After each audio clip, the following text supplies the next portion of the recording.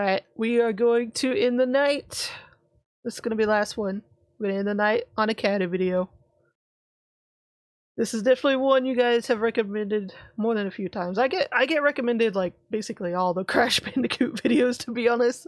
So I'm sensing a bit of a theme. But yeah, we're gonna end it here on the miserable world of completing Crash Bandicoot 4. Are you guys ready? Are you guys ready? Are you guys ready? Are you guys ready? Are you guys ready? A lot of love for the caddy. Yeah. I was made pretty aware of the caddy love from the beginning. It was I mean, I'm glad that majority of the caddy, I don't know what you call it, fan base, I guess, is welcoming, because sometimes a lot of popular YouTubers have a mixture of okay fan base and then there's those toxic ones. You know what I'm saying? So it's been pretty good with the caddy fan base. It's been very welcoming, and I get it.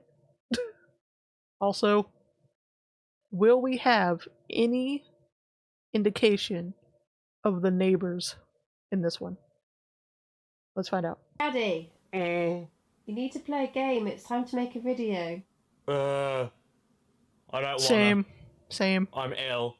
I'm very ill. But Crash Bandicoot 4 just came out. Caddy, I really need some help with my homework. Holy shit! Oh my god, Crash Bandicoot 4, Not the backwards everybody. Naruto run. Crash Bandicoot 4 finally came out! Crash 3 released 22 years ago, and since then we haven't had any of the Crash games at all. He's been dormant for 2 decades. And now here we are, the true sequel to one of my most favoritist games of all time. The favoritist. Caddicarus 4 in a big tent. I have stopped making videos about individual games. Is that the official title? I think I can make an exception this one time. I mean, it's bloody Cash. It's Cash Panuka. This is so important to me that I don't even care that it's not Bandicoot month. So, henceforth, we will make this Bandicoot Day. He's struggling there. Yes, my lumpies and germs, your eyes don't deceive you. This is a brand new Crash game available to you right now in the year 2020, and it's called Crash Bandicoot 4. 2020. It's about time. No, but for real, 2020. Does anybody else just feel like it's still happening sometimes? Like we're still stuck in 2020? Sometimes I really do feel like we're still trapped there. Just in a bubble of time. Uh-oh. YouTube? Okay. Brought to YouTube's struggling right now. I us don't know what's lovingly happening. by Toys for Bob this time. Yes, not Vicarious Visions, which I was expecting after they did such a great job on their YouTube, you original okay? level for the Insane trilogy, but I'm not that bothered. And in fact, Toys for Bob were the people that made Tony Hawk's Downhill Jam, while Vicarious Visions worked on the PS4 Downhill Pro Skater Jam remakes, meaning that it's all connected, and Crash's next game will need a skateboard controller to make him move. Oh my god. Wow! Love the socks jump though. Love the socks. Just like Crash Bandy! Ever wondered what really happened to Entropy, Cortex, and Uka Uka after the end of Crash 3 when they were sent sucks, back in time to an alternate dimension and turned into babies that brown themselves? Well, Crash 4 sets out to answer that question and give you a damn entertaining game while it's at it, which I think it manages to do amazingly.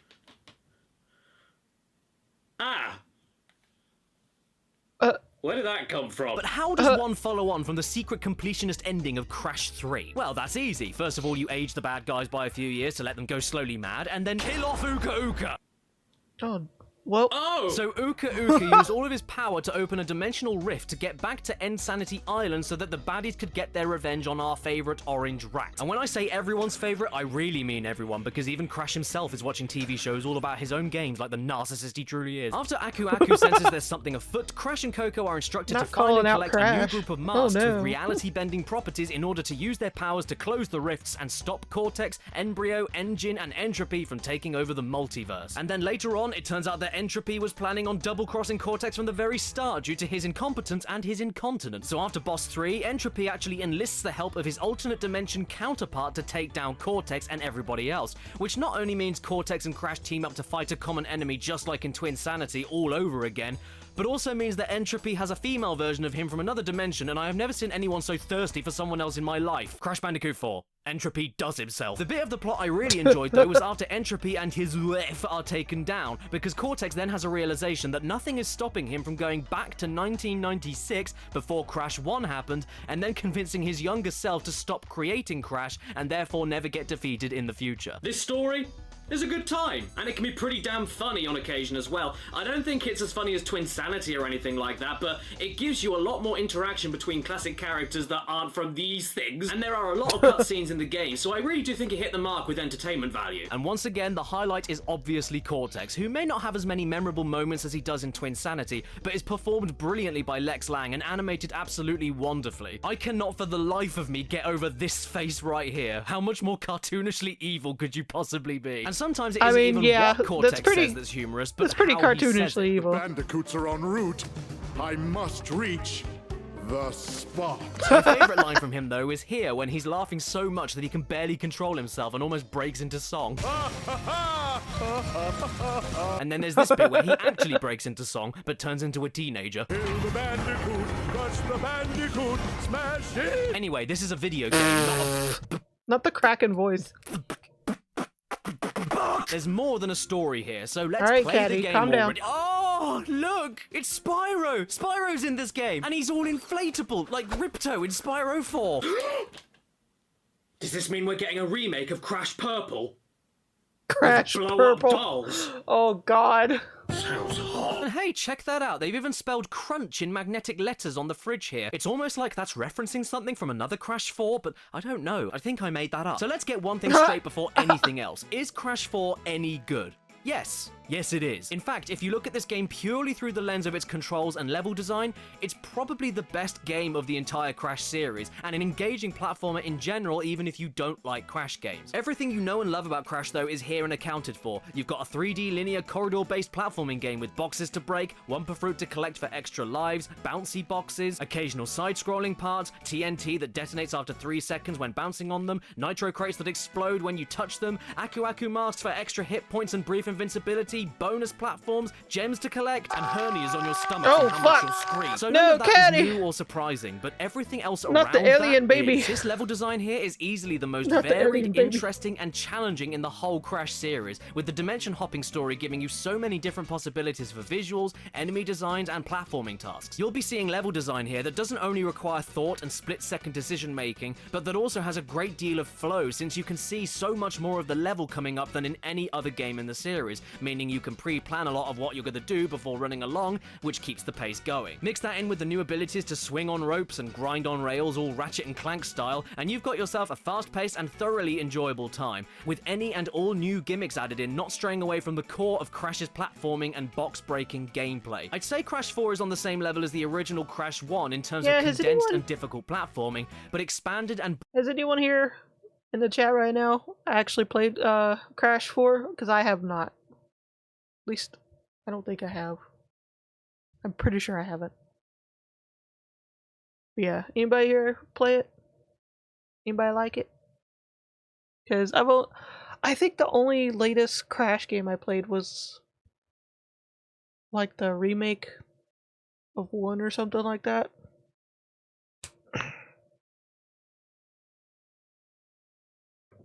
Oh my god, the fuck? Hold on, I gotta kill an ant. The bug, not the person. Just to clarify. The fuck? Rude, interrupted my video like that? broadened way more, which also helps contribute to the flow of the gameplay, where Crash 1 Same, is very yummy. patience heavy and stop and go. Oh, and I can't forget to mention that aside from a couple of instances, they even managed to get rid of all of the branching path rubbish from Crash 1, 2, and 3, where you have to pick one path to go down and then backtrack with an awkward camera that doesn't help you at all through the other path to get everything. And saying that, even in the couple of instances where they are used here, they're extremely short and nowhere near as bullshit hard as they can be in the original trilogy. The flow here is also helped along massively by the controls. My god, if the controls in this game were a cereal, they'd be the best cereal. First off, the physics and weight to Crash or Good Coco one, are Caddy. spot Good one. on. Standard movement has just the right speed, your basic jump has exactly the same speed as your momentum, and an absolutely perfect arc. The ice physics, I hate it! And the mid-air control this time around is 10 times more manageable to coincide with the more tricky platforming. You start the game off with the double jump already equipped, and it feels so good to use here. Not only does it give you the extra height you'd expect, but the hang time in the air you get before landing makes crate bouncing puzzles and really tight platforming sequences no issue at all. You can also activate the second jump in mid-air basically whenever you want, meaning no awkward timing issues to learn from Crash 3's double jump, and also an insane amount of extra distance you can obtain by jumping again right at the tail end of a single jump, even as you've nearly dropped to your never-ending doom and suffering. It also works as a great last-minute save. Basically, this double jump is a jump that you do twice. Oh, wow. Oh my god. Well, that's weird. Then there's the slide and the slide jump. It's back, and I'm not the biggest fan, to be honest, but for the level design of this game, it works really well. The slide itself is fine, and you can even do a second slide while in the middle of a crawl, which is a lifesaver in many stages, but the slide jump is a little unnatural to me, and when comparing it to how often I used it in Crash 2 or 3 or Wrath of Cortex, I really didn't use it as much here unless it was absolutely necessary, and this is for one reason. As soon as your jump activates after a slide, you lose all of your forward momentum. You get the height, make no mistake, but there's no smooth arc to the slide jump here. It feels like a little arm pulls you back as soon as you slide jump, and this little arm has its own legs. It kills the flow of the What in platform the if you try to use it as a monstrosity? replacement for basic jumps in trickier sequences, and the difference is clear when comparing it to the original games or even the Insane trilogy. The momentum-killing mid-air rubbish should only be reserved for double jumping, since you're trading the extra height for distance if you need to jump again after already committing to a single jump. The double jump is almost like you're saving yourself, so the cost of that is slowing you down in mid-air a tad. The slide jump, though, should not feel like that, because there's already a risk to using it. The trade-off here is that you get extra height and distance for a single jump, but you have to cope with this weird extreme speed boost at the beginning of the jump and potentially open yourself to hitting nitro and TNT crates, which will explode if you touch them in the middle of a slide. But this is honestly kind of nitpicky. It's only because I'm very familiar with Crash games at this point. Where the slide jump actually rocks in this game, though, is with the hang time you can get in midair if you slide off of a ledge or a box. Not only extremely cool, but a necessary mechanic for some of the later challenges. So I can't stay mad at the slide jump for much longer. I just think it feels way better to use in the original trilogy. By the way, whoever added in that feature of a bright circle that shows you exactly where you're going to land, even if you're 200 feet in the air, thank you. I hope Toys for Bob gave you a gatto. And then there are the brand new masks to play with. You don't unlock any power-ups in Crash 4 after beating bosses, so instead you get these buddies as a consolation prize. Considering the amazing range you can get from a hang time slide last-minute double jump, I personally don't mind them getting rid of power-ups. And these guys here are a good middle ground compromise anyway, because they act more like a brief vehicle segment in another Crash game, and then you won't use them again until the next time that they're available. Except they're not a vehicle, they only require one button to press instead of learning an entirely new control scheme, and they're way more integrated into the platforming you're already doing to make the level more interesting. Why do I hurt? The first mask you recover, Lani Loli, allows you to shift between dimensions and make certain crates and obstacles pop in and out of existence to either phase right through them or land safely on them. He's also great for moments when you're under time pressure or on one of the new grinding sections for a nice bit of reaction-based puzzle solving to keep your mind occupied while just jumping and ducking under everything. After that is the mask Akano, who allows you to infinitely spin, not only allowing for metal crates to be smashed up that you'd usually have to belly flop, but also gives you some of the longest and floatiest jumps in the whole game, and the heights you can reach with him are sometimes criminal. Whoa, whoa. Then we have Kapuna Wa, who allows you to slow time down to a crawl Going so for high, around breaking 5 the seconds at a skybox. time. Kill enemies easier, get across moving obstacles easier, and even walk across or bounce on top of nitro crates just before they explode, which takes that stupid, annoying, pointless tiptoe power-up from Wrath of Cortex and turns it into something way more responsive, way more interesting, and allows you to link more platforming segments together instead of being able to use it only like twice in the entire game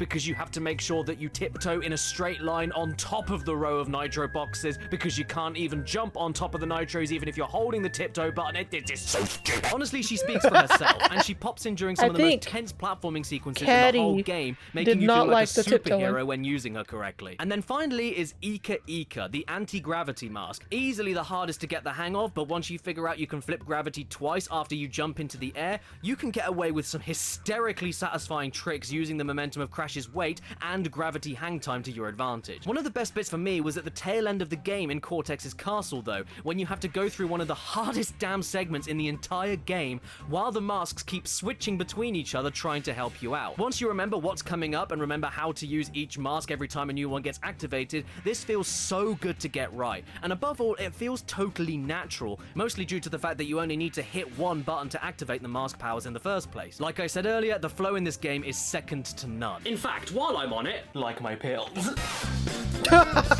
One of the best things about Crash 4 to me is how it takes elements, ideas, and mechanics from all the other Crash games and blends them together seamlessly to give you an almost compilation best of everything we love about Crash games. Yes, it even references the bad ones, except this one, and no.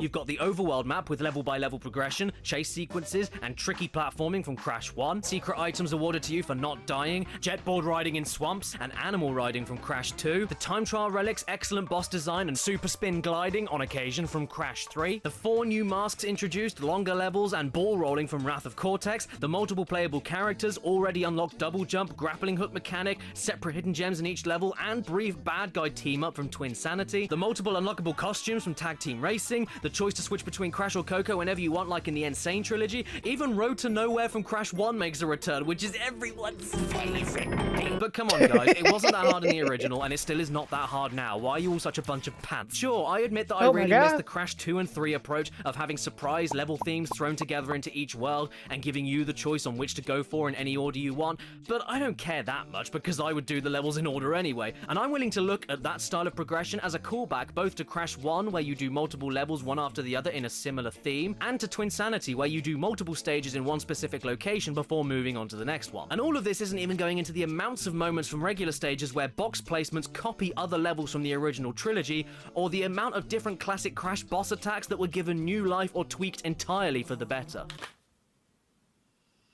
When did I break that finger? The engine fight for a first boss is incredible and basically just a slightly more complex imagining, entropy from Crash 3. Like every finger that's getting like mangled and torn up is like a neighbor sneaking in, invisible, and doing it to him. I'm just imagining it's just the neighbors taking turns. Void lasers, and then run up to attack him while getting your fingers. head around some platforming under a time limit. Brio is basically a more aggressive and more interesting version of his own fight from Crash 1, but with a little bit of Tiny Tiger from Crash 3 as he follows you around trying to crush you, then ending things off with the spinning enemy off of the edge idea from Cortex's final fight in Crash 3. Cortex's first battle reminded me a lot of Tiny from Crash 3 as well, for how many things are flying towards you across the entire length of the screen, and he gave me Crash 2 engine vibes from all the falling missiles, and even reminded me of the shrinking platform idea from the Bearinator in Crash Bash. Entropy's fight reminded me a lot of Mega Mix from the Huge Adventure on Game Boy Advance, since it's more of a fast-paced running platforming challenge than a boss, and the final Cortex battle is a mix of tons of different shit. Tiny from Crash 2 with all the platforms falling, Koala Kong from Crash 1 with you needing to fire projectiles back at him, Crunch's final battle in Wrath of Cortex for how all of the new masks are used against you at once, and Engine from Crash 2 with those lasers that dart across the screen and you have to jump or duck under. The best thing though is that if you're a Crash fan, you'll get a kick out of all of this, but if you aren't a Crash fan, it's irrelevant because all the levels and bosses by themselves are so tightly designed that it stands out and excels purely on its own merits. The noticeable gameplay callbacks at that point just become a bonus. It looks cool. Oh, goody goody gums! Look, everybody! I said the word bonus, and a bonus platform magically appeared for me to ride. So you know what that means? Yes, it's time for yet another Caddicarus bounds round! Oh god.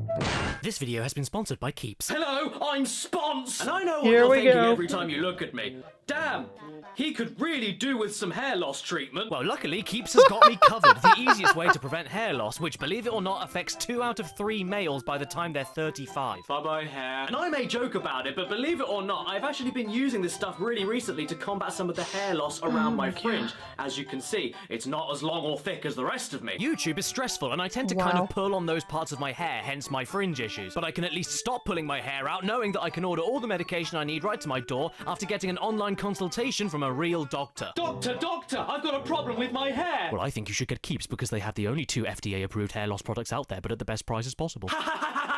Wasn't that a funny joke? If you're ready to take action today and help prevent Hilarious. your hair loss, then head God. to the description right now to keeps.com/caddy and get yourself 50% off of your first order. Considering it can take anywhere from 4 to 6 months to start seeing results, the sooner you do this, the better. Once again, that's keeps.com/caddy, and thank you so much to Keeps for sponsoring this video. Spons!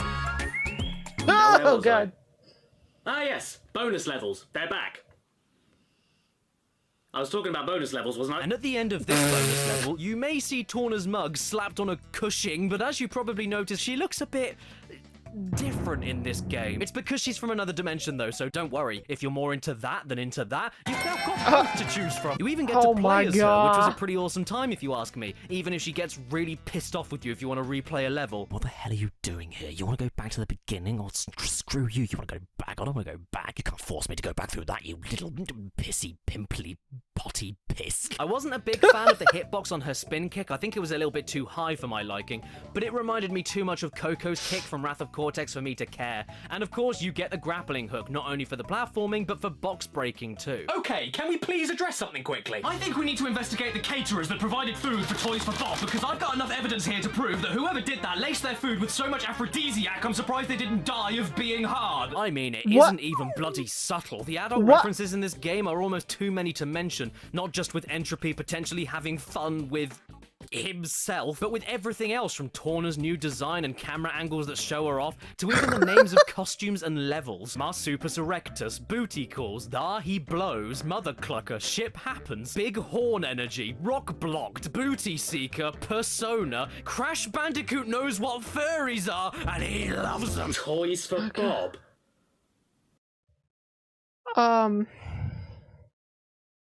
So there might have been a few that were a little horny, a little pent up. 'Cause why y'all gotta be like this? Wow. Just wow. What toys do they have, and what Bob do they put them in? Even the Bandicoot himself is back to doing his air-humping dance and considering bestiality. I was personally shocked when I saw that big old 12 age rating sticker on the front of the box here, and then I was even more surprised when I saw how far they stretched that age Crash rating Bandicoot restrictions horny for some edition. of the stuff they included here. Now I know for certain Toys for Bob made Gloria the Hippo look like that on purpose. I mean, that there is one letter away from dildo. Oh, and by the way, you don't only get to play as Torna this time around, but even Cortex as well as Dingadar for the first time, who also have their own stages and totally unique control styles. Don't twist your bra up though, because the core of Crash 4 from beginning to end, whatever alternate characters and control styles there are, is always about platforming and box breaking, making these moments of controlling new characters with new abilities more of a joy than I was expecting. Dingadar doesn't have his trademark flamethrower, which I found quite disappointing to be honest, but he makes up for that with a monstrous spin, this amazing vacuum gun that absolutely destroys boxes, and a gliding hover ability that can be linked into other box bouncers after you've landed. You also get to use the vacuum to suck up and fire TNT crates at enemies and other boxes, which once again stays true to Crash's platform box breaking roots while providing a new and unique way of interaction with that gameplay style, making the Dingadal parts worth it tenfold. Uh-oh. I'm scared. Cortex isn't quite as good, but I still found him a fun time. He's basically the same as Crash, but has a pathetic jump and no slide, instead giving you this dash ability that propels Cortex's enormous fat head towards everything in a perfectly straight line. He also gets this awesome little gun that not only breaks boxes from a far distance That away, big forehead but also is a cycles weapon in enemies between a itself. solid rock platform and a bouncy jelly platform, which once again creates unique situations around Crash's core platforming and box breaking mechanics by making the enemies just as important to the level design as the floor you stand on. So yes, everybody, in Crash 4 you have 5 playable characters that are all together for the very first time. Cash Banuka, Cock Vindaloo, Tractor Barn Party, Dead Climax, and Dumpling. Can I also just say for a second that this game looks so damn good, man? Look at it! Oh my god, look, it's Baby T Caddy? from Crash 3. You don't get to ride him, but he's just been hatched and he looks so cute. His head follows you! You're so cute that I'm gonna blow you up.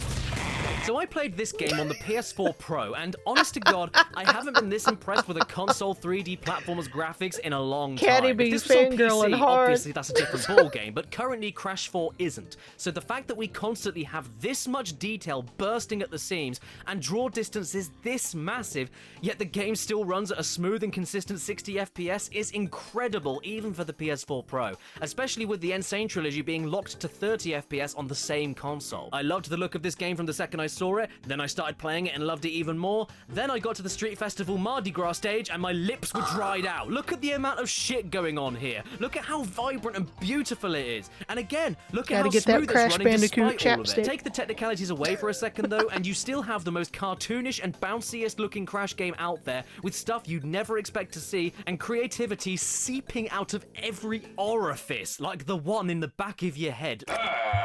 Especially Wait a in minute. the alien planet stages of Caddy, you gotta Bermuda, get some that of the checked. stuff that happens here I never saw coming. It's really cool. There's great use of squash and stretch in cutscenes and during the gameplay, spectacular animations that extend even to the map screen.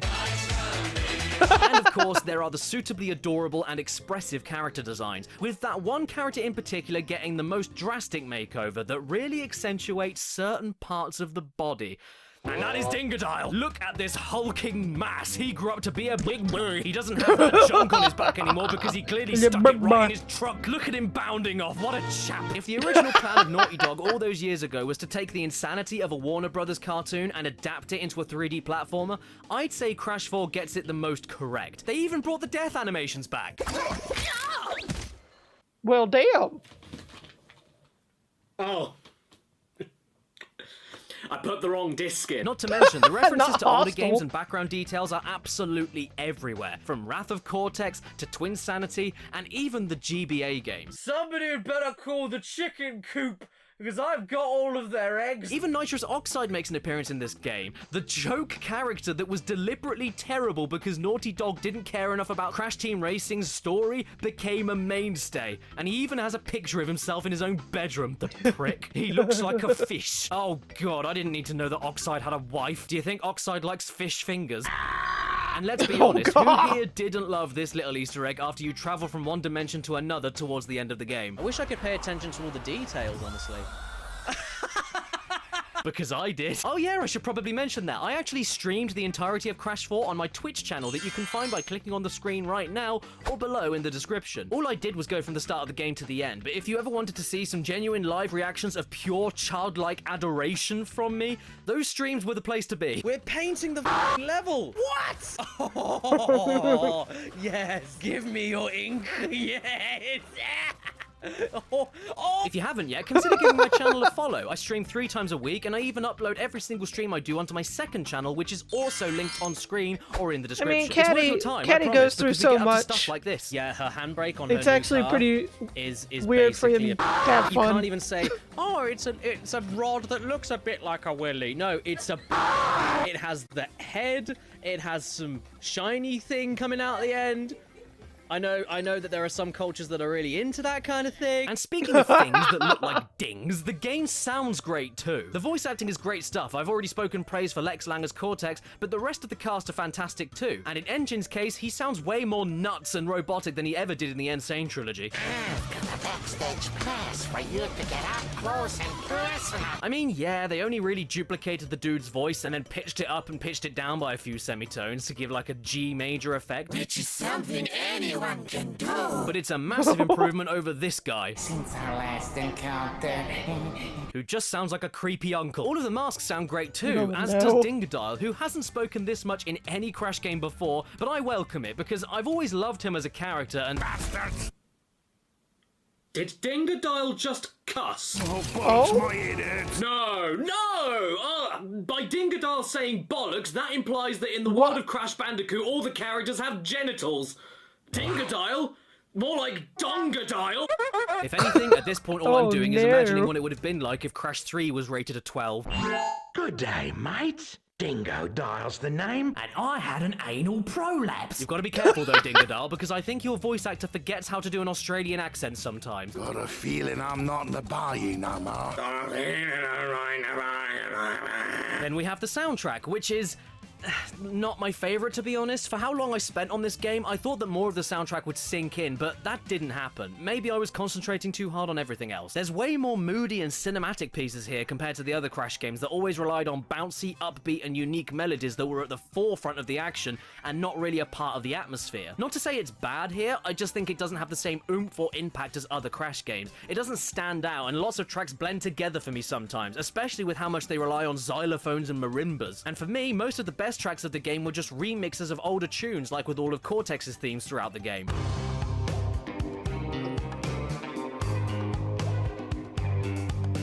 But still, it is all good stuff. It's not bad, and a few pieces I really, really loved, like the theme song of the game,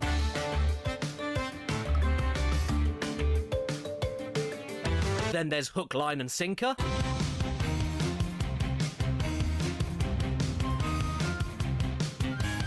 Offbeat,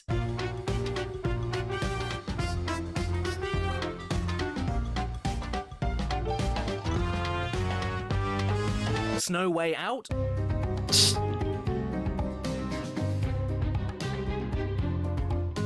Bears Repeating,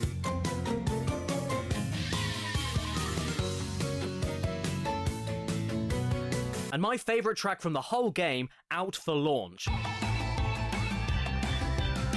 Yeah, nice.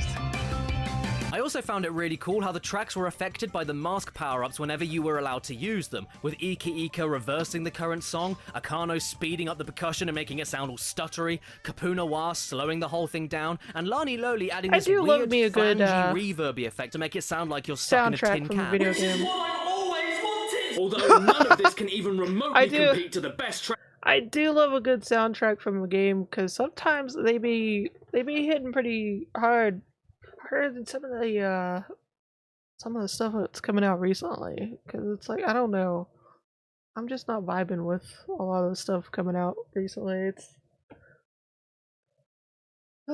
sometimes it's just better to not.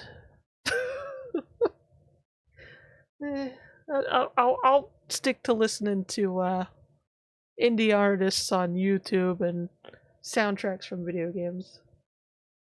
Yeah. Track in the whole game. Gong. Oh my god. And brilliantly The enough, they neighbors, even Caddy, managed to the throw in quite a neighbors. lot of the retro PS1 tunes to really tickle your knees with nostalgia. Brainwash him, master. Tomato, potato.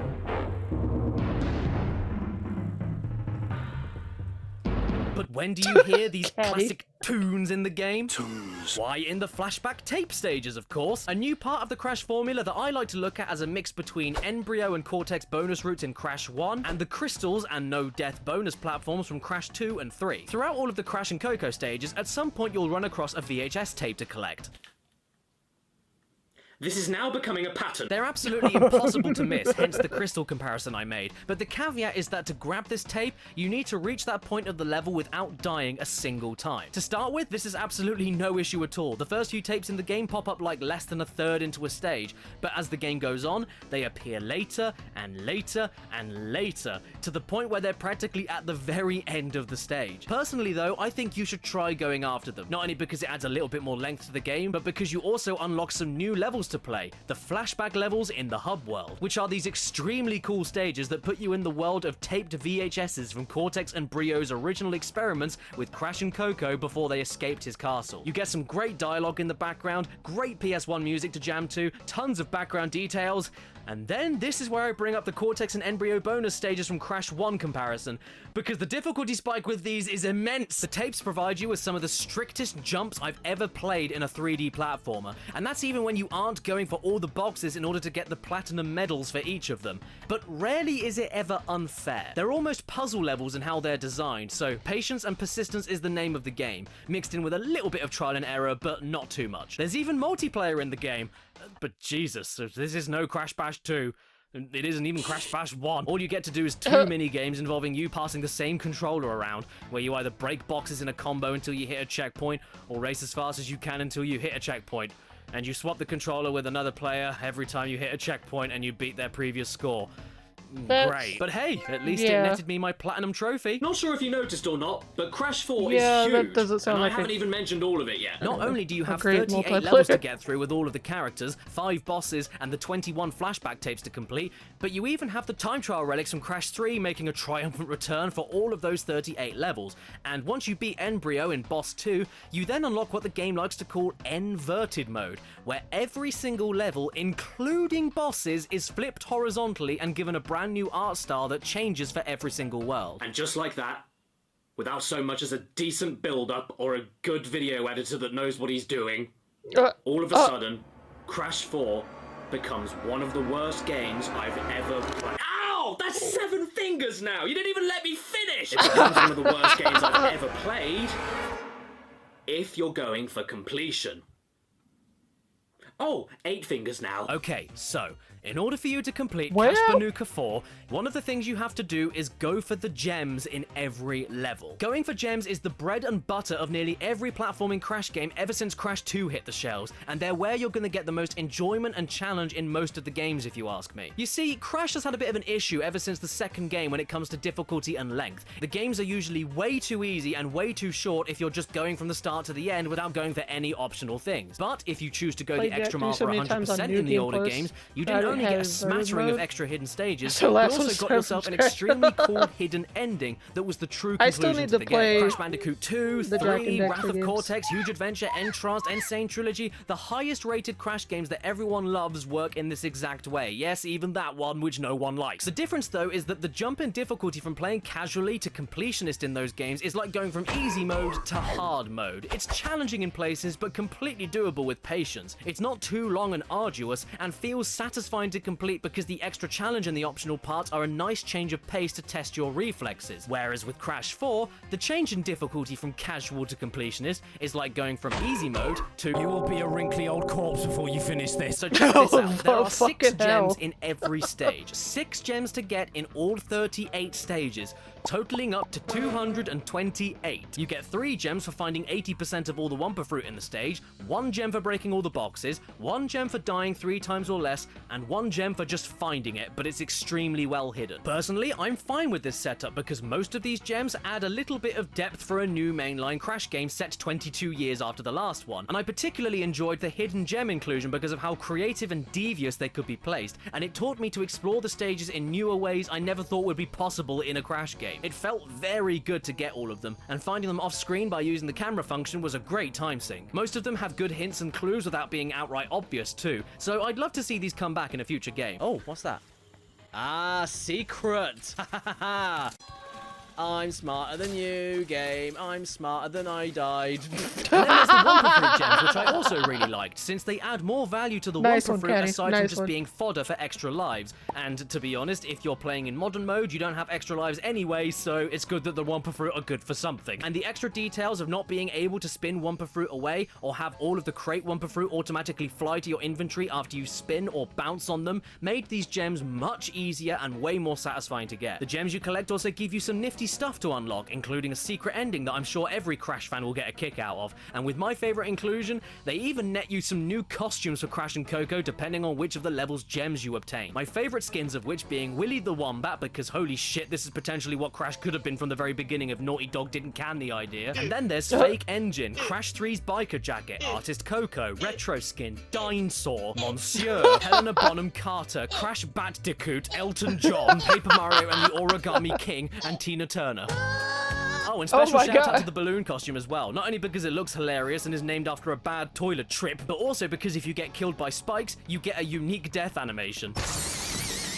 But in my personal opinion, all of this is not worth the aggravation some of these box gems will give you. I mean, the very first level of the game throws 104 boxes on you, which is crazy for a first level in a Crash game. And in later stages, they can even go up to 502. I can't even count that. And this wouldn't be so bad to have hundreds on top of hundreds of boxes to break, but it becomes infuriating when they also love to hide them, sometimes even hide them in harder hiding places than most of the hidden gems that are supposed to be hidden. And they are also hidden inside stages that are absolutely gigantic. Do you have any idea how much your heart sinks to get through a massive level and break hundreds of boxes only to find out you missed a single box? That was bad enough in the original games, but at least the levels weren't that long to retry, and the box is usually not that hidden.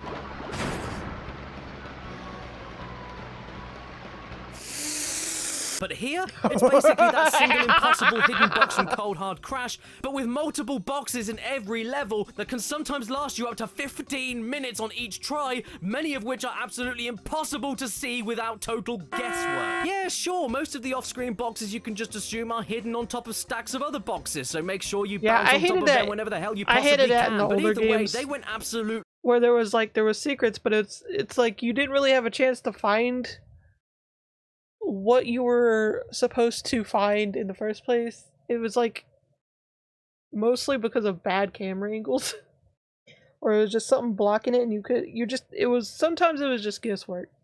It really was. You would just hope you'd find it.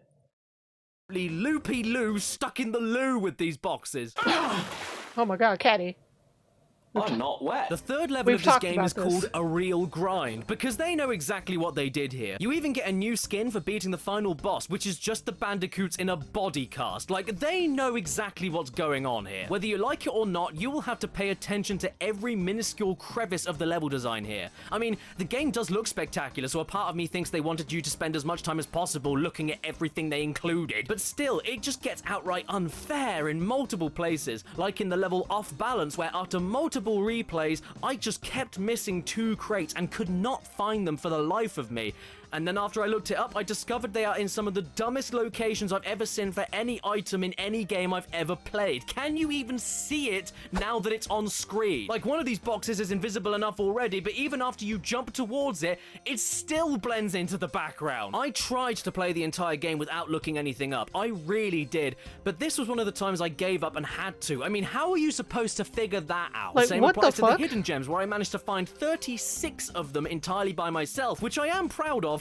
But then I absolutely couldn't find the one on shipping error because that defies all common sense and doesn't give you a single hint about it, and Run It By You, which doesn't only hide a switch crate there of all places, but then expects you to go back and then figure out the new crates to stand on are over here. How in the screw-shaped bums did anyone figure that out without a guide? I mean, I thought if I found that switch crate, I would have activated some invisible crates later on in the level. And this is without me mentioning how hard it is to hit some of the newer boxes that they included in this game as well, such as the timed invisible crates where you have to hit a red switch in order to make them appear very briefly, and if you're not quick enough they disappear until you hit the red switch crate again, or the flaming crates, which will damage you if you come anywhere near them while they're on their timed looping flame animation. And when you mix these over bottomless pits, meaning that you have one chance to hit all of them or else fall to the ground and die, it all gets pretty ridiculous very quickly. Oh, and I didn't even tell you the worst part of all of this. Oh no. The secret ending, for getting all the gems,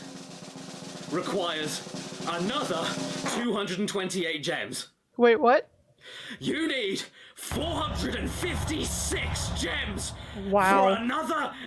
And where do you get these extra gems from? You guessed it, the inverted stages. And you can argue that these are one of the best bits of the game till the cows sit on your mum, but I couldn't disagree more. Yes, sure, there's a few art styles in the inverted worlds that I thought were a visual treat and were extremely creative and Sonic cool Ridge to 2 does experience, some of them especially when they punish do you something a from little going extra to fast your in the Sonic gameplay, game. like in the Fiesta stages when you're Sonic also Ridge- sped up considerably while playing I in a think silent some film, does- old and timey style them devs bouncy like to old just piano punish versions of the the original people that music play from the the game. stages. But that novelty wears Some off faster than a sadistic nipple made sons out of of bitches sand out once there. you realize that you are essentially playing the exact same game, getting 228 gems all over again, with 6 new gems per stage. No, I don't think that flipping the level horizontally and putting an ugly filter over the game counts as new content, even if they hide the hidden gem in a brand new, even trickier location. And some of these filters I outright just did not like, and it made repeating the same levels again even more frustrating as well as repetitive. The comic book pop art of the snow world honestly gave me eye ache after a while. The pixelation in Cortex's castle was just plain irritating.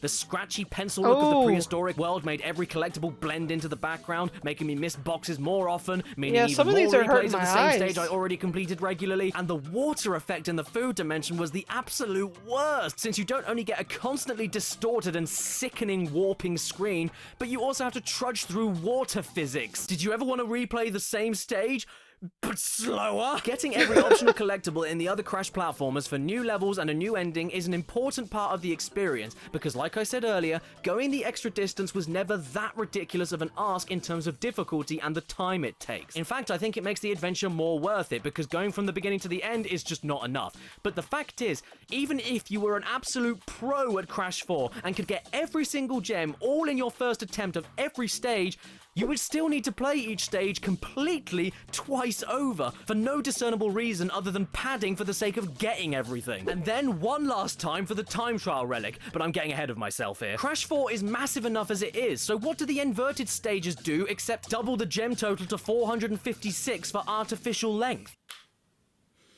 Oh, and while we're talking about artificial length, another bit of the game I outright didn't enjoy at all were the alternate character scenarios for certain stages. You see, as Crash or Coco, in a handful of stages, something off-screen and unexplained will happen. You'll be confused, but then you won't be confused, because it just so happens that either Torna, Cortex, or Dingodile are the reason why something else happened in that Crash or Coco stage. This means you then get a different level unlocked for the new character that shows you what happens before that part of the Crash level from the other new character's perspective. Sounds great, right? Well, just because kitchen fires sound cool doesn't mean that they are, because after you finish off the new character's perspective section, you then have to finish off the rest of the level as Crash or Coco after the moment they got confused in the original stage that you just did. This means that you may have spent multiple attempts trying to get every gem on that dedicated level as Crash or Coco 5 minutes ago, but then find yourself doing 1/2 or maybe even 2/3 of the same stage all over again after only a few minutes of playing as one of the new characters. Yes, I'm not even joking. In many of these stages, I'm convinced you play as Crash and Coco more than the new character the stage is built for, which would be fine for me, except you're just retreading exactly the same level you just did all over again. And no, placing the boxes in slightly different locations doesn't change diddly dunkables. The level design is identical. The way you approach the level and search around it for boxes and gems is identical. And I can hear the counters to this being, oh well, what about all the secret levels in Crash 2 and 3, which take you back to an older level but from a completely different area, and you had to break all the boxes in there, and then get back to the original level and break all the boxes in that all over again, when you already went through it all earlier to get the crystal. And yes, you're right about that, but all of the new gems and everything else you get are tallied on top of the rest of the stuff you collected in that level already. Whereas Crash 4 treats these alternate character routes going into the same level you just did as a brand new and entirely separate level with its own 6 gems to get. It's redundant to the core and makes traveling some of the levels exhausting due to how many times you'll replay I'm them. exhausted just listening to all that bullshit. Use the new character perspective levels as a separate part of the original level that branches off and returns. It's or, too much. If it had been a separate level, at least stop once the new character stage had concluded. It's already a fun bonus getting to play as these new characters, so I wouldn't have cared at all if some of their levels wouldn't have been as long as some of the other ones. But by adding the need to carry on the rest of the level, it completely ruined the novelty for me and made me feel like I was just playing more pointless padding for the sake of getting even more gems when there are already hundreds. Oh, and by the way, the alternate new character stages for those same levels also have an inverted version of it, including the inverted version of the Crash and Coco finishing segments with their own unique gems on top of all the other unique gems. So then, even if, hypothetically, you were an absolute pro that knew where everything was hidden and didn't die once, means, at the very minimum, some of these level designs you would have to play at least 5 separate times to get everything. Once for the regular, once for the inverted, once for the ending half of the alternate character stage, once again for the inverted version of the ending half of the alternate character stage, Oh my and God. one last time for the time trial. And that's, again, if you were an absolute pro, knew where everything was, and didn't make a single mistake. But that's not realistic at all, is it? Being a master of the game as soon as you start playing it? So let's take a step back and consider this. Let's take a level like That was a Bears lot. Repeating, for example, and count the average playthroughs of Like, the that same made me level for a tired just to regular think player. about doing You play it. the level through one time in order to try and break every single box and grab all of the Wumpa through. Or maybe you'd play through it a second time because of how stupidly hidden some of the boxes are. Then you'll play it a third time to get the 3 deaths or less gem, because trying to break all of the boxes while riding the polar bear without dying is borderline impossible to do in 3 tries or less on your first attempt with how terribly it controls. Then you may play it a 4th time because you missed the hidden gem. After that, take those 4 playthroughs and automatically double them for taking the exact same approach for the inverted version of the stage. Maybe it took you 2 tries less because you could find all the boxes on your first try or something, but even then, you're still talking 6 entire playthroughs, so I don't think this helps its case. Oh, and if you died before reaching the flashback tape, that's another replay for you when you're trying to reach it, not including the many restarts it may take on top of that, so let's just leave it at 9. Then you get the alternate character version of the same stage that ends with most of the Crash and Coco level being replayed all over again, meaning that's the 10th time you've gone through that level design. And now, because there's new gems to get, including the 3 deaths or less gem, with different box and hidden gem placements and a piece of shit animal riding part, meaning you could potentially miss a load of boxes or the hidden gem after going through it, leaves you with potentially 13 playthroughs getting everything there. And then finally, you end things God off with doing it all dang. over again on the inverted version of the alternate character stage, which ends Just the segment no. off with the same level Just designs all no. over a bloody again, which, if I'm being charitable, could take an average player 17 playthroughs of mostly the same level designs just for the sake of getting all the gems. Okay, yes, I'm casting a very wide net with my estimations here, but even if you were able to miraculously start a level that you've never played before and manage to hit every single box, die less than 3 times, and find the hidden gem, you're still talking about 10 playthroughs of the exact same level design, or most of it at least. After a while, it felt like I was scanning fruit and vegetables through my checkout when I used to work at a supermarket. It becomes that monotonous. And of course, I'm also bitching like this, assuming you don't try to use walkthroughs and guides, because I really tried not to, which ended up screwing over my replay amounts pretty high. But why should I need to rely on guides to cut down on my replays in an already padded and excessive amount of reused content? It still doesn't fix the root of the issues I have, even if you look a few things up. And besides, where's the fun in just seeing exactly what you need to do and then copy it in every stage just to save time, when you're already going to be putting tens of hours into getting everything anyway? If I feel like a guide is necessary in order to cut down a considerable amount of the game's structure itself, I think there's a problem with the game's structure. Yeah. Oh god, while talking about... Yes, the colored gems return for Crash 4, unlocking even more bonuses and level routes in other stages to catch you more gems. And much like the blue gem in Crash 2, the blue gem here Yeah, I needs try to not be to use obtained through guides one of the stages for, entirely without... If I've never played the game before, I try not to use guides the first time through, but unless I'm getting so frustrated to the point of, you know, throwing the game out the window and setting it on fire, then it's like, yeah, I'm gonna have to look up a guide. But also, I just sometimes I just want to do it myself. I don't want to have to have a guide. Yeah, I make Phoenix read them. It's very handy. It's very handy. without breaking any boxes, and it took me 17 attempts and 34 minutes just to try getting this single-colored gem. This is a difficult and precision platform mid-game stage that goes on for minutes at a time. Weirdly enough, though, the other 3 gems in comparison were pretty easy to get. The yellow gem was as easy as the liquid that's the same color of it, since it shows you at the very start of the level exactly where it's hiding. The green one was easy too, since you don't only have this lone nitro crate to make you think something was was up, but obtaining this gem involves nothing but spinning the environment around you, something that is encouraged as early as the first level, and even rewarded for doing throughout the game based on how many PSN trophies you can get for making different things happen by smacking things around you. Then there was the red gem, which I will be honest, I did miss a few times until I noticed this obvious hint carved on the wall, showing you whereabouts you need to jump on these platforms to Yeah. make it pop up. For the longest time, I could Instead- swear instead the of red gem asking would be Google, hiding I'm in like, here somewhere based on Phoenix? it being a red room that I couldn't You see here? into. Can But I- no, can I that's get just you to look Crash up this 4 guy? conditioning me to play games while overthinking everything. Thank you. I mean, look here even. I was convinced a hidden gem or something would be here. There's a gem-shaped carving on the wall and nothing else to see in this corner of the level other than 4 Wumpa Fruit, which is really nothing special.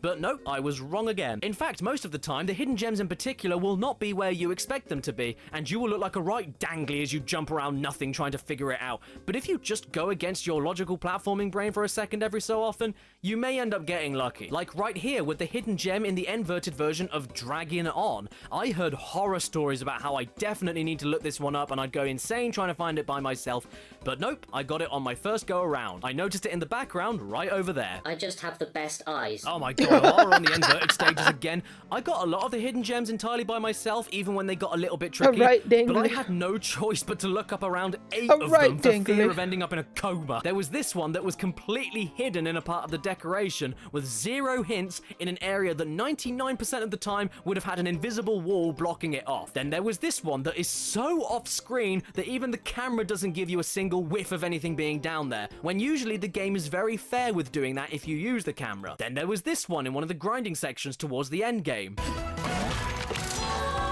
But easily the worst one for me was on the inverted rush hour stage, which is not only the longest level of the game already, but it's made even longer by the rancid water physics slowing you down, making all replays of the that would level frustrate me absolute hell. real Meaning quick. that while I was looking for the hidden gem, it must have taken me a good 20 minutes to get from the start to the end of the level every single time. It just looks maybe like you even have longer slow because I was mode on. exploring It's- every single crevice around me. And yet, they expected me to figure out this on my own at the very start of the level. If you go for 100% in this game, prepare to be tested in both your reflexes and your temper. Oh, thank God there's the flashback tape. No! I thought it was automatic! Crash, you stupid orange cloth! Even Aku Aku himself has been nerfed from the previous games, since he doesn't follow you from level to level when you really need him to. And if you take away casual play and time trials, while I was going for completion, because of how hard it gets, I was only able to activate Invincible Aku Aku 5 times in the entire game, inverted included. Once in the first level, once in one of the last levels, and 3 times in exactly the same level, where 1 time was useful, and the other 2 times happened on this part here where there was nothing happening, so thanks Orc. In fact, I'm pretty sure that there are more checkpoint crates in the game than Aku Aku crates. Don't quote me on that, I could be wrong, but it sure feels like it. Now this may sound crazy, but do you want to know what my least favourite gems in the whole game are? The 3 deaths or less ones. Yay! They're all gone! Yes, I know that sounds odd, but I'm not nuts. Collecting all the Wumpa Fruit comes naturally to you as you break all the boxes, which is also natural for a Crash game. And then you've got the hidden gem, which is a nice thing to keep your eyes peeled for without killing the pace of the platforming. But this single sodding cut of cheap Spanish jewelry kills whatever pace the game has when you're going for all the gems in one level. Why? Because what made Crash platformers such fun to 100% in the past was using the lives that you accumulated yourself to experiment and mess around in the stages to figure out where certain boxes were hiding and where certain secrets could possibly be, meaning many levels could be completely finished in one go no matter how many times you died. But if you take that approach in Crash 4, you are only able to get 5 out of 6 gems in every level by default, because you'll be dying more than 3 times messing around trying to find everything in the level and risking your life all the time. This then automatically guarantees you needing to replay the stage all over again after clearing it out in order to get to the end with 3 deaths or less, which isn't challenging to do on its own without all the other elements Crash gameplay excels at, box breaking and all that shit. So again, this is all padding. Or you could just keep on replaying the stage from the beginning if you want to try grabbing all the gems in one run, which could potentially take even longer, especially with the load times after every restart. Oh, I'll get to them in a second. In fact, if you take this save the death gems till last approach, you then quickly notice my how enemy. fast you Whenever are I able to play a finish game on each level PC, and breeze load through times. the whole game, which is still fun, but ends up cutting the game's length down by a good 70%. See, this is the problem with Crash 4 to me. You could just turn to me and say, well, if completion really is that horrible, then just don't bother completing the game and just play it through normally. And yeah, you're right. Except I genuinely think that only 20 to 30% of the entire game is going through it normally. If you're playing completely casually, I'd say that you only have about 4 hours worth of a game here, and you're missing 70 to 80% of the rest of it. The problem with this, though, is that the 70 to 80% of the rest of this package relies on so much repetition, Load times is why you trial stopped playing and The error, Sims. replayed levels with annoying Damn. handicaps and loading screens, that it is absolutely categorically not worth doing the other 70 to 80% of this game. Sure, the secret ending is a nice touch for getting all the gems, but the Yeah, the only process thing of I heard about reaching The it is Sims absolutely was, fatiguing. And think about it for a second. The only incentive the you joke have about for getting the it gems in basically this setting game your is for computer that on fire single every ending time you booted it and up. maybe a couple of costumes, which yes are very cool, but not worth this tedious process to obtain. So you see where I'm getting at with this, right? If you play the game and try your damnedest to get a few gems, there's no point doing any of that unless you only want a specific costume by getting enough of the gems on only one particular stage, or you are already going for all the gems in the first place. And once you know that, then you realize that you can ignore all of the boxes and finish the main game in about 4 hours, maybe even quicker because of you ignoring all of the optional box-breaking platform challenges the game throws at you, which all in all takes one of the best features of Crash Bandicoot and absolutely bastardizes it. It's do or die, all or nothing. If you aren't going for all 456 gems to begin with, then why bother breaking any boxes at all, aside from getting the occasional extra lives that you aren't encouraged to experiment with without missing out on yet another gem? Or why bother breaking any other boxes aside from the gems that get you like 3 to 4 costumes that you really want to wear? Oh, what's that? Another counter. The classic games are built like this too? Yes, you're kind of right, but I must stress, going for the optional stuff in all the other games never relies on this much recycled content, bullshit hidden boxes, and additional busy work in levels that are already 3 times as long as every other Crash level in existence and harder than most of the levels in Crash 1, making the no-death stuff a real challenge. I mean, look, Crash 3 gives you the most stuff to do in the original trilogy, and it caps out at 45 optional gems. So even if you only want to do the main 25 levels and call it a day, it's not the end of the world to ask you to try going for the rest of the stuff and get the secret ending. Yeah, But I feel here, like 4 you've got 38 main levels to do. has a lot of along with padding. 456 gems. I mean, do you not see how imbalanced this is? Oi oi! Who are you? I'm you. I'm from future, and I'm here to tell you Fuck's you're sake, not Caddy. done. Excuse me? There's another ending. Ow! Sorry. I hit the mic. Excuse me? For 106%. Okay, and how do I get that? Oh, don't worry, it's easy. Just make sure that you get all of the fastest possible times on the time trials and replay every main level all over again, but this time while breaking every single box, collecting most of the Wumpa Fruit, and not dying a single time.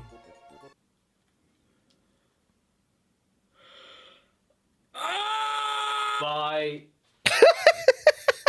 So I did it. Yes, I bloody did it. Once I heard about the second secret ending, I thought, oh my god, surely all of this torture would be worth it for that. The first secret ending was pretty damn funny, so the next one must blow my cock off. So I buckled down, sat in the dip of the sofa the same shape as my rump, screamed a load of words that sound like they should be names of a font, and then boom, everything got it. I got all of the gems, I got all of the boxes and all of the insanely difficult flashback Caddy. tapes. I perfected Caddy's every over here single main sacrificing stage what's by left breaking of his every sanity. box and not dying a single time, and I even did all of the platinum time trial relics, meaning that I can now update my previous all 202 platinum relics total from the other Crash games to a lovely and round 240. Get bent! And even better, unlike all the other games with time trial relics in them, the secret ending is usually locked out behind the gold relics, which are the second best times to reach, with the platinum relics being a bragging right bonus. You don't need to get them in the other games. But here,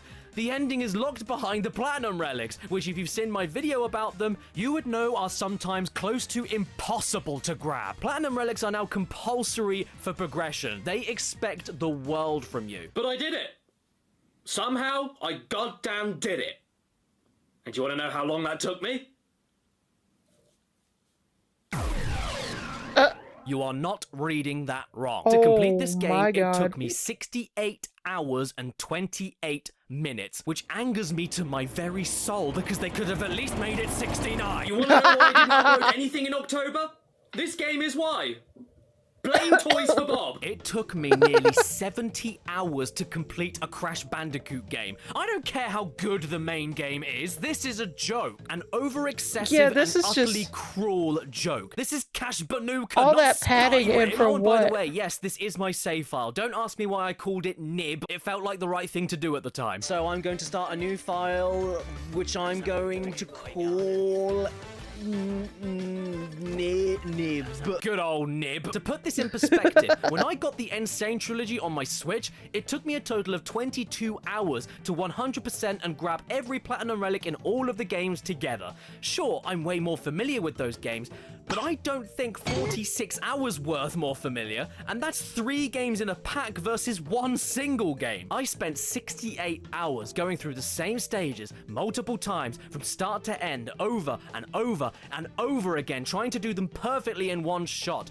On top of all the repetition complaints I had with the inverted stages, the alternate character scenarios with the retreads for half of it, and just collecting all the gems in general. And that's another reason I dislike the 3 deaths or less gem, because it sounds like having triple the mistakes available when compared to the Perfection Relic makes it 3 times as easy, but you'd be surprised how little legroom 3 deaths is to wiggle with. If you go for this gem, you might as well just retry the stage until you do it in one shot perfectly and grab the gem automatically because of that. In fact, what the hell's the point of the death counter if it's completely useless to you after you die 3 times anyway? Sorry, I'm getting off track. The Perfection Relics, Time Trials, and Gems are not 68 hours worth of constantly fresh, evolving, new, and exciting, brilliant content. This is 68 hours worth of replaying the same 4-hour-long adventure, but going through them incredibly slowly to get everything, and with slightly different stipulations each time, with occasional flashback tapes to break them up. Which, by the way, you also don't need to do unless you're going for a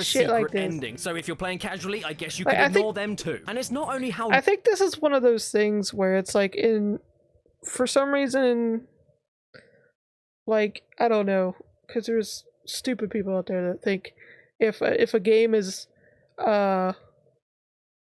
less than like 20 hours long, 15 hours long, if it's less than that to beat a single player game, it's like, apparently that makes it bad. Like, no, that just makes the people think they gotta pad shit to make it like 5 billion hours to play and finish it and complete it.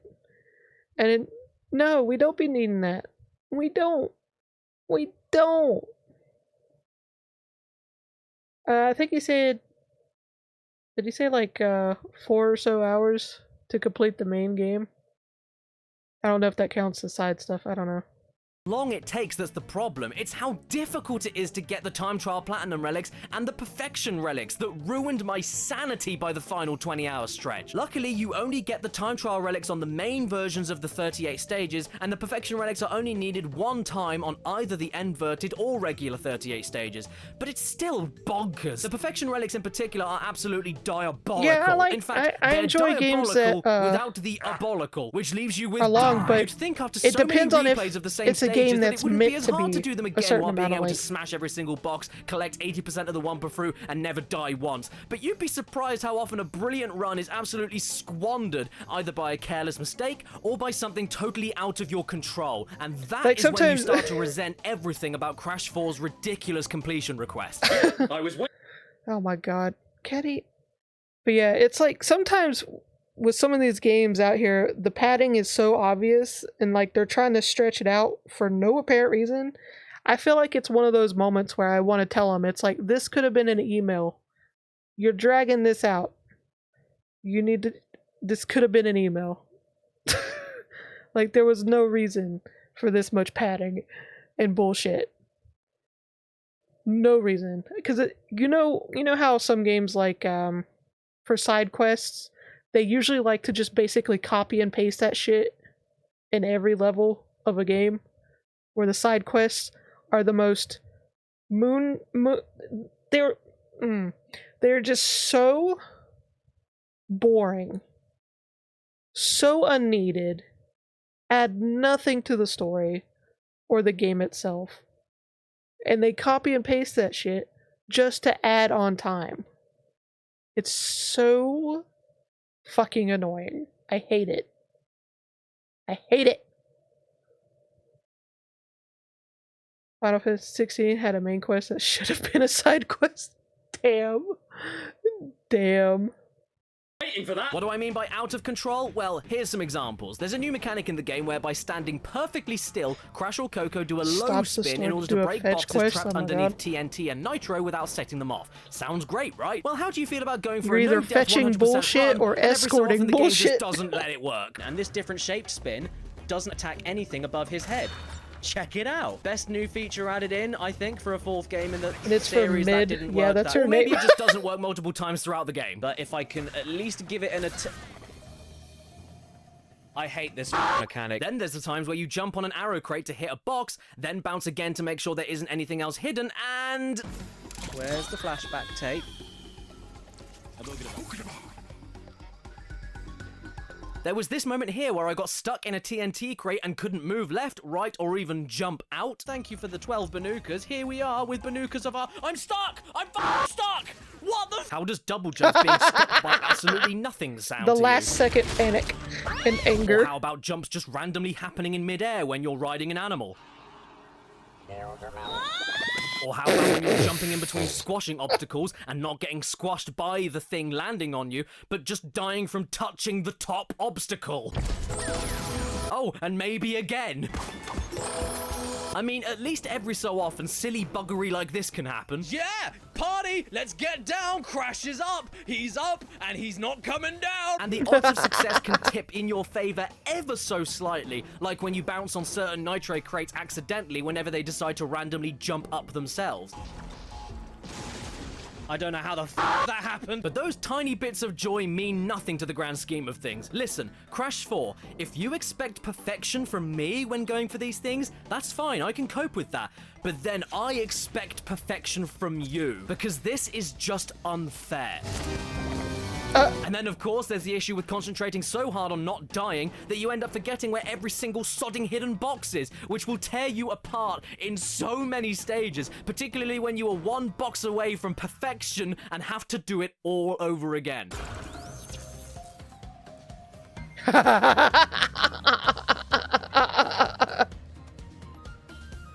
Oh dear. Sure, whatever. You don't need to go for the hidden gems in the Perfection Oh Relic my. run. And sure, none of your deaths in the bonus levels count. But it's still an arduous and painful process trying to get these things. Remember when Crash 1's gem collecting was hard? Getting to the end, breaking all the boxes and not dying once? Nobody liked that, which is why they got rid of it for Crash 2 and onwards. But even then, that's a mechanic from the hardest game of the original trilogy, which I was able to 100% in a 4-hour sitting when I streamed it. The thing is though, I am more than okay with them bringing back this mechanic as a little nostalgic throwback to Crash 1 and making it a separate collectible, I suppose. But in a game that's already asking everything from you, including your time, and expecting you to replay the same level designs constantly, I am not going to let it slide when the game behaves inconsistently, especially when some levels have hundreds of boxes, can go on for longer than 15 minutes, and then every time you make a tiny little error, you have to restart the whole level, which then throws you into a 30-second load screen every single time. Fuck With the amount of restarts I load had to activate screens. with I getting hate the 'em so Perfection much. Relics alone, I swear that took up at least an hour of my total playtime. Not even joking, the loading times are that long. And the worst thing about it is that I don't even understand why this is. If you die before hitting the first checkpoint crate, you restart at the beginning of the level in seconds. The only difference being that the voice acting won't trigger again, the death counter goes up by 1, and the life crates change to Wumpa Fruit crates. But that's it, that's all that changes. So I have no idea why resetting those things back to the beginning with a level restart takes more than 30 seconds. And if people want to meme about Wrath of Cortex's loading screens, then you're gonna have to do the same thing for Crash 4. And at least with Wrath of Cortex, you don't have to find yourself replaying the same level over and over and over and over again, going through that loading screen multiple times. Plus, when I was playing this game, I decided to go for all the collectibles out of the starting gate, and I thought it would be quicker if I didn't go for all of the gems first and then the Perfection Relics. So I tried going going from main level to main level with the intention of getting the perfection relic before moving on to the next level, so that I at least got 5 of the gems and the perfection relic all in one go. But as you can see, because of how difficult that is to do and the loading screens, that didn't save me any time. And I wouldn't be surprised if a few of you out there were really struggling with getting some of these things, so allow me to give you a couple of hints and tips on how to get all the perfection relics. Tints and hips. Oh my god, Use no! the D-pad. Caddy! Yes, I'm being serious. Don't be Even though shaking this is them a hips 3D out there for game the and neighbors analog to control see. is positively luscious in terms of how smoothly you can direct anybody in any direction, it will ruin multiple runs when it comes to precision across platforms that branch off from the center of the stage, or in some side-scrolling bits, particularly with Dingodile, where it's still possible to move too far in or out of the screen. Much like the older games it's following off from, the control input was built around the analog stick and D-pad for a reason, so use it.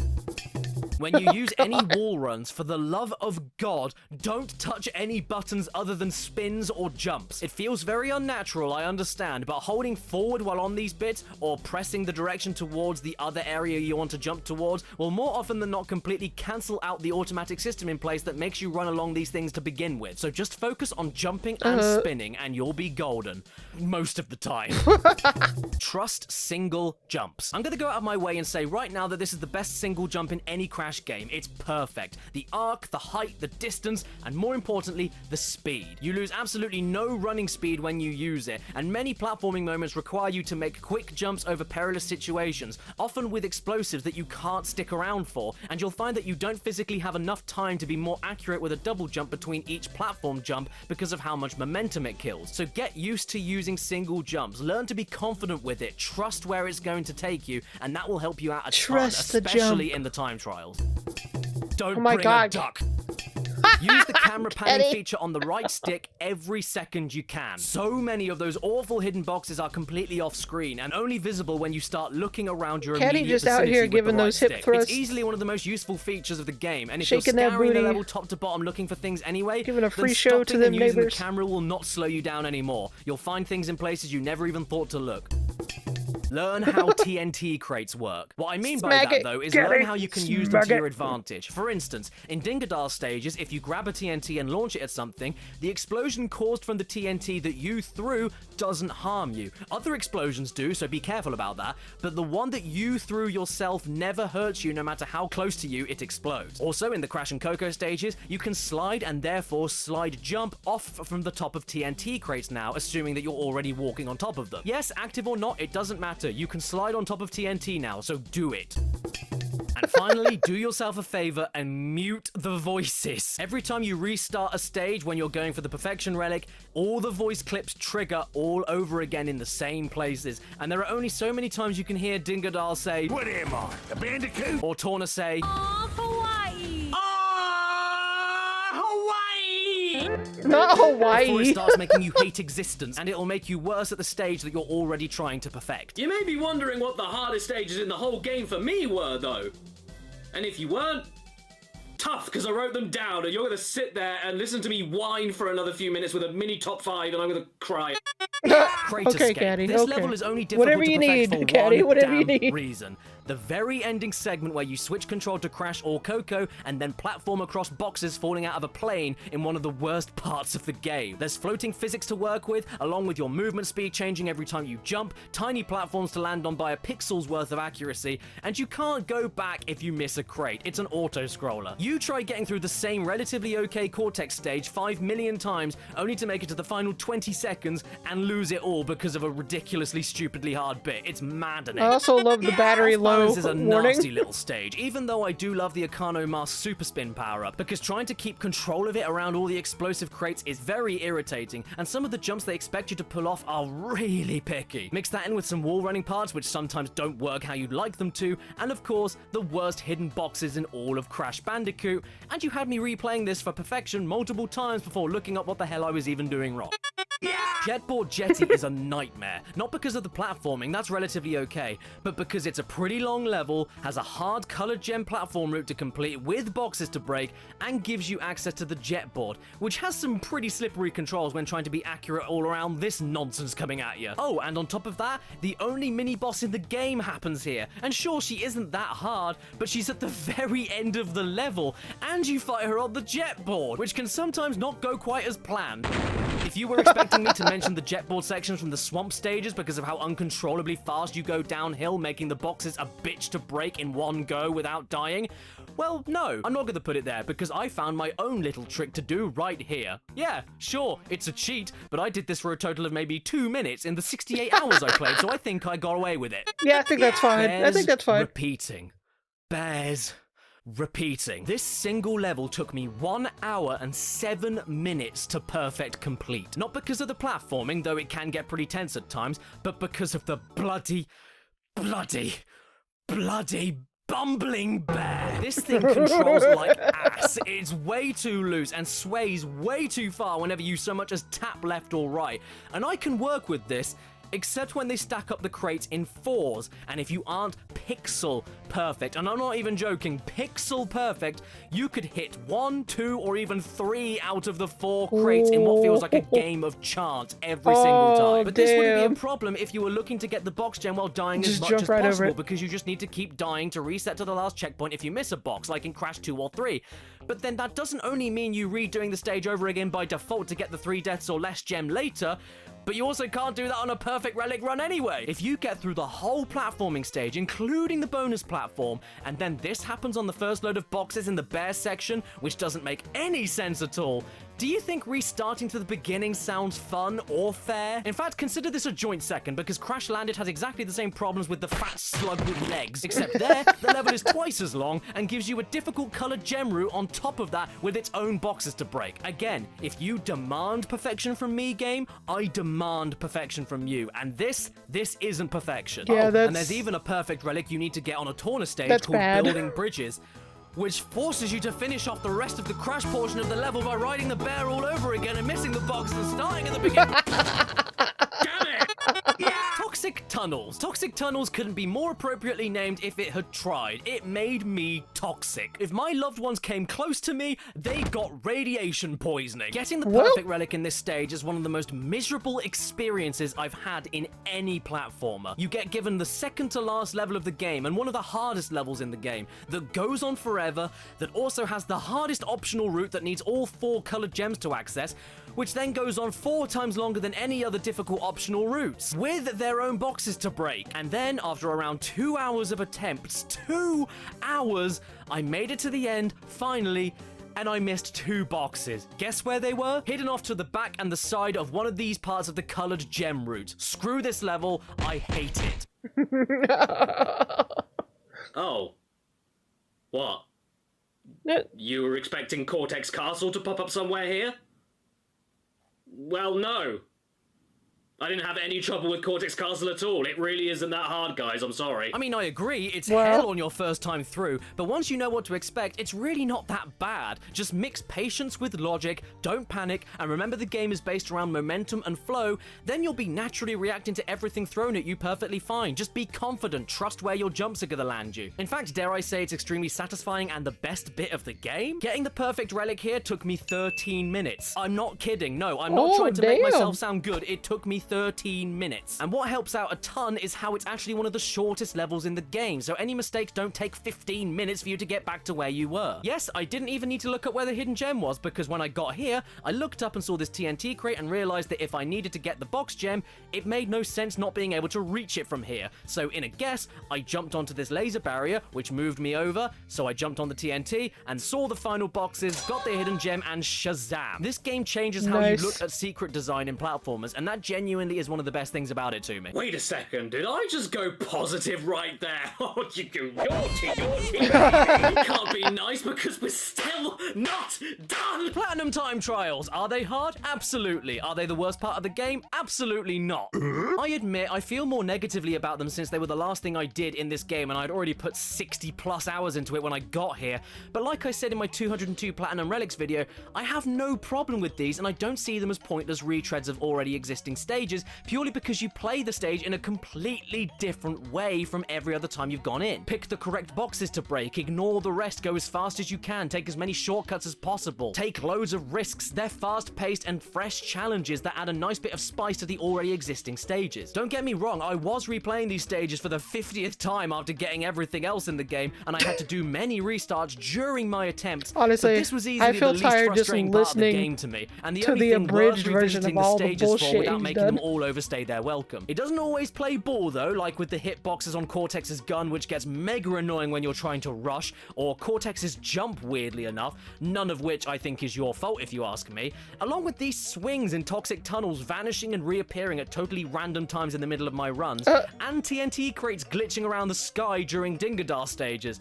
But since it's much faster, dying to the occasional glitch and reloading to the beginning to try again, this was nowhere near as bad as the Perfection Relics and the 30-second loading restarts every single time you lost a life.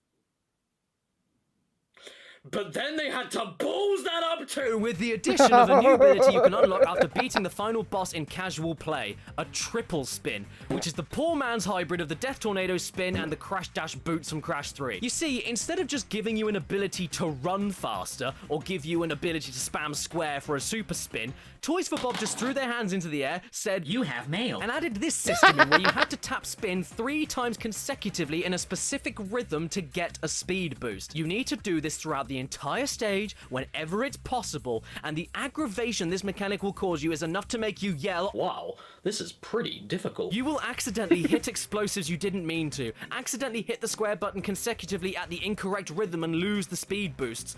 All of this while trying to go as quick as possible through the difficult levels, while trying to break all the time-stopping crates, and trying to time your square button presses around moving, jumping, and breaking those boxes. It is literally impossible to get the Platinum Relics without using this technique at the very least, not including this new slide spin that also gives you a boost after a slide, so you'd better get used to using it. Because of this ridiculous setup, I can say hand on heart these are the worst Platinum Relics to get in any Crash game. There's just too much to focus on, and yes, even though I don't think the Platinum Relics in this game are the worst thing about the game, they are the worst relics to try attempting in the Crash games. I don't know who thought this was a good idea or a worthy change to the formula, but it made the relics 10 times more frustrating than ever because of it. And I really wouldn't be surprised if they ended up bruising people's fingers. But hey, if you're feeling just that little more smug, you can always try going for the dev times and earn yourself a purple relic, but Christ almighty, no! If I tried going through all of these, you would never see me again. Most of my platinum times were maybe 6 seconds or so slower than the required time, which sounds doable on paper, but then I'd say equal amounts were around 15 to 20 seconds too slow. Huh? If me performing at my absolute peak was still 20 seconds too slow, I'm not doing these. I refuse. And luckily, the purple dev relics are the things that you can brag about. They do nothing to the progression. They do nothing for completion. They are just there to say, you got them. But they're way too bloody bullshit for me to even bother. But hey, at least I got one purple dev relic by complete accident on Cortex Castle. Yeah, it's really not that hard of a level, guys. It's not that bad. I'm the best vest. The real question, though, is, was all of this for 106% worth it? Well, no, because what you're rewarded with is another secret ending that lasts less than 20 seconds and shows you that Uka Uka isn't actually dead. That's it. 70 hours of pain and repetitive strain injury for that. And there you have it. Well, My stupidly long video chronicling my entire journey of the Should've long known the, and laborious road extra to ending 106%ing bullshit. Crash Bandicoot 4. And after everything I've said and everything I've gone through, can I still recommend this game? Of course I can. It's fantastic. But when looking at all the optional stuff for getting all the secret endings, which is par for the course in every other Crash game, it's some of the worst stuff I've ever played in a platformer, mainly because of how much it recycles for the sake of extending the length of the game artificially, and just basically, all for the sake of it's a making great Crash numbers in the game if you inventory go ignore up and all the nothing padding. else. I mean, yeah, there's the costumes, I guess, but That's all there is, really, so I'm just confused why the hell they made it as massive as they did. Is it because of the $60 price tag and Toys for Bob worrying they didn't have enough content to justify it? Was it Activision? I mean, who knows? Fair enough if that's what they were worried about, but even if you cut out all of the inverted gem collecting on its own, that would have removed maybe 15 hours off of my playtime, and that would still have left me with 53 hours of completion, which is crazy amounts of game for a $60 platformer, and still overly excessive with what they want you to do in all the other levels to get the secret endings. Plus, this is that many hours of a cartoony platforming game, not a massive sprawling open world game. This will eventually give you a headache. I can't even look at Crash 4 as two separate games, one great game for casuals and one great game for completionists, because even if I did look at it like that, that means that me, personally, got 5 hours worth of a casual game just going from the start to the end, and 63 hours of a completionist game. But that's 63 hours of grinding, frustration, and repetition. I know I'm saying that word a lot, which is very ironic, but I suppose that goes to show how repetitious it is. I'm being generous with the 5 hours of my casual play too, because I'm assuming I would have tried to have got a few gems in order to wear a specific costume every so often. The sad thing is that not even the flashback tapes are worth going for if you're playing casually, purely because all they do is contribute to the hidden endings, which, if you weren't already going for every other gem and every other solitary item, is pointless to do in and of itself. So the question I have for you is, do you think $60 is worth it if you want a really damn good platformer that you can breeze through in 4 to 5 hours depending on the player? Because I think that's where the game is best at, that's where it excels, but Jesus Christ, the completionist stuff went way too overboard, especially for Crash Bandicoot 4, following on from the original trilogy. I personally think Crash 4 would have been more worth the time and money even if they removed all of the inverted stages, removed the second half of all the alternate character scenarios, removed the 3 deaths or less gem to save yourself another level replay for the sake of getting one more gem, and removed the perfection relics due to the glitches and inconsistencies. It's the replays of the same stages coupled with the stupidly hard reasons why you are replaying the stages that ultimately ruin the experience for me. Because even then, to complete the game, you'd still need to get 5 gems in every stage, you'd still need to reach a certain point without dying to unlock a flashback tape and figure out how to beat it, and you'd still need to replay the stages to get the platinum relics from the time trials. Even with all the stuff I just mentioned on the sofa being cut, I reckon that would still have taken me a good 35 hours to do, which is still ridiculous on its own for a Crash game, but I think I would have enjoyed it way more. It would have been way more manageable, less tiring, less padded, less bloated, and it would have made the hidden endings feel just a little bit more worth it because I didn't put a Bible's read worth of time into it. Did Toys for Bob at some point not take a step back, look at what they had, and thought, maybe this is enough? As it is, Crash 4 doesn't only have imperfections, like with the stupid triple spin mechanic for the time trials and the weird control problems I have with the animal riding, but it's also ridiculously bloated and needlessly extended, especially for it being a 4th game following on from a classic trilogy. And I have played through all of these levels so many damn times, I have no desire to ever go for completion with this game ever again. The original trilogy I could play to 100% whenever, wherever, even with getting all the platinum relics on the Insane trilogy. But here, there's too many cracks at the seams when it comes to completion, and it takes way too long to bother, even if you don't care about the terrible second hidden ending. And there we go. I got 5 hours of the best Crash game in the entire series, and 63 hours of pointless busy work that I don't feel was worth my time in the slightest. So I can only end this video with a question. Do you think that $60 is worth it for 5 hours of some of the best 3D platforming you may ever play? Let me know in the comments below, and I won't read them. Subscribe and hit that bell. Damn, Follow me on Caddy. Instagram and Twitter, Damn. or I'll never make another video again! Special thank you to my executive producers on my Patreon page in the description below. The Real Kit Nathaniels, Eric Branke, Arthur Atwell, Brianne the Goblinoid, Inflim, The Classy One, Harper Onions, Carge the Mage, Dredge and He's Bungo, a puppy. Michael O'Donnell, Kenneth D, Lizzie He's a Lizzie in a sleepy Tizzy, puppy. Heartfire, Carl Burke, He's a Stephen napping. LeBlanc, Matthew Heineman, Iron Ninja, He's a Steve the napping. Weave, Daniel and Alex, Ex-Shadowhunter ZX, Fat Houdini, Red a Eyed puppy. Critic, Skullman, TARDIS Type 40, The Game Shed, Cole at Giant Firing, Ramen Wolf 1485, Slowpunk, Mitchell Reed, 80 Thornton Smith, But Anders look at this Amdell, puppy. Nightshade 96, This Basil puppy and is- Exopaz. Stan. The cereal industry is heavily reliant on the milk industry. Oh, he was napping so good, and he was like, "What? What?" Damn. Damn. That was a lot. But yeah, $60 for 5 hours of enjoyable game time and then like a bajillion hours of padding bullshit is not worth $60. Like if they brought the price down for just those 5 hours, then yeah, because that's common to do. Like if you know you have a short game, the common thing to do is to lower the price. But if all you're gonna do to justify a $60 or these days $70 game price is a bajillions of hours of padding and bullshittery, then no. No. Because you still paid $60 for a 5-hour good game and then frustration with everything else. So, but yeah, that was another good Caddy video of Caddy literally just sacrificing everything for us, just because there would be no way I would do this for a video to try to 106% a game with that much crap you would have to go through.